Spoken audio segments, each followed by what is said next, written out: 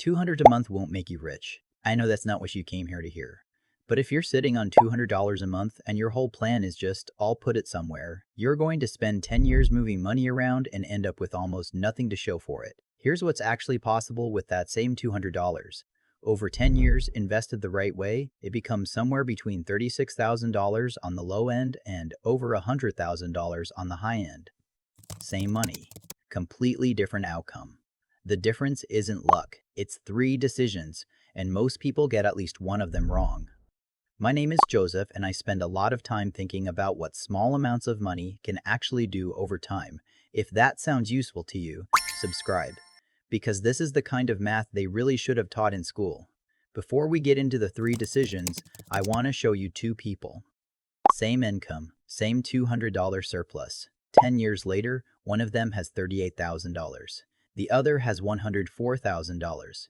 And the gap comes down to one specific thing, which I'll get to in Chapter 3. Let's run the comparison. Person A does what most people do. They have $200 left at the end of the month. It sits in their checking account for a few weeks. Then they transfer it to a regular savings account. Maybe they earn 0.5% interest. Maybe 1% if they're with a good bank. They feel responsible. They're technically saving. Over 10 years, that's $24,000 in deposits. With interest, they end up around $25,000 to $26,000. Not nothing, but not close to what's possible. Person B has the same $200, same lifestyle, but they make one different move on day one. They put that money to work in a broad market index fund instead of a savings account. The S&P 500 has averaged roughly 10% annually over the last century. Even if you assume a conservative 7% to account for inflation, that same $200 a month over 10 years becomes around $34,000. And at the historical average, it's closer to $41,000 already, a $15,000 gap. Same person, same money, different container. But here's the thing. That's not even the scenario I want to show you yet, because person B isn't done. Most people stop at invest your money. They hear index fund, they nod, they move on.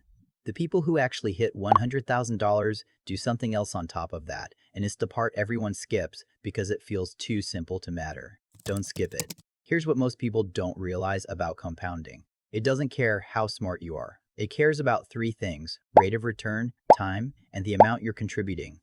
You can't control the market. You can't manufacture more time. But the amount? That's yours.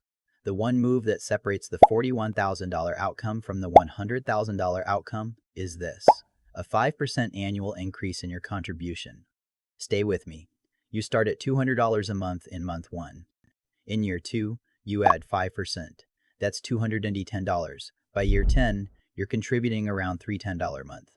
Most people barely notice a $10 or $20 increase per month, but the math notices. Run it out at 10% average annual return with those incremental increases, and you land at approximately $104,000 after 10 years. That's the $100,000 scenario. Not from doubling your income, not from taking on more risk, from adding roughly the cost of a streaming subscription to your monthly investment every single year. If you can't do 5%, do 2%. If you can't do 2%, do 1% and revisit it every time you get a raise. The point isn't the exact percentage. The point is that contribution stagnation is the silent killer of long-term wealth. Let me tell you about someone I'll call Daniel. He wasn't bad with money. He wasn't making huge mistakes. He was just doing the thing that felt responsible, and it was quietly costing him. Daniel had been putting $200 a month into a savings account for 4 years. He had about $9,800 saved. He was proud of it. He should have been. Most people don't even get that far. But when he sat down and actually ran the numbers, he realized 2 things. 1, in a savings account earning under 1%, his money had barely grown above what he'd deposited. Inflation had actually eaten some of it. 2, the 4 years he'd spent in that savings account were 4 years of compound growth he'd never get back. Time you lose early in a compounding journey is the most expensive time there is, because early years are when the base is being built. So Daniel did something uncomfortable. He stopped thinking of the savings account as a safe option and started seeing it for what it actually was, a slow drain disguised as discipline. He moved his contributions to a low-cost index fund. He started with $200. He set a calendar reminder for every January to increase the amount by $15. Nothing dramatic, just $15. 5 years later, he told me something I think about a lot. He said, I didn't feel like I was doing anything. That's the weird part. It just happened in the background. He had over $19,000 by then, and the rate was accelerating. That's the thing nobody tells you about this kind of investing. The first 5 years feel like almost nothing. You look at your account and think, this is it? Then somewhere around year 6 or 7, the growth starts to outpace your contributions, and the math starts doing more work than you are. Daniel's story isn't about a huge number. It's about the gap between feeling responsible and actually building something. Those aren't always the same thing, and the close is where this gets personal. Here's the honest version of what this is all about. $200 a month is not a lot. You know that. I know that. But the people who turn $200,000 they're doing it because they're financially gifted. They're doing it because they stopped treating the vehicle as optional. Savings account versus index fund is not a personality choice. It's a math choice. And the math is pretty clear. 3 things. That's it. Put the money somewhere it can grow, not just somewhere it can sit. Increase your contribution by a small amount every year, even $10. Give it the full 10 years without pulling it out when the market has a bad month. That last one is where most people actually fail, by the way. Not the setup. The staying. Every time the market drops 15% and your account looks red, there's a version of you that wants to pull it out and wait for things to calm down. That version of you will cost you more than any bad investment decision ever could. $200 a month.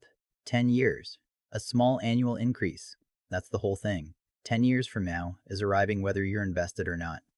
And the difference between the person with $26,000 and the person with $104,000 isn't smarts or income or timing the market. It's whether they started, stayed, and let the math do what it was always going to do anyway. That's what $200 a month is actually worth. Not the number, the discipline behind it. That's what compounds. If you want to tell me where you're starting, whether it's $200 or $50 or $500, drop it in the comments. Write your number, because saying it out loud is always the first step toward it meaning something. If you want more of this, real numbers, no fluff, no hype, subscribe, because there's a lot more ground to cover.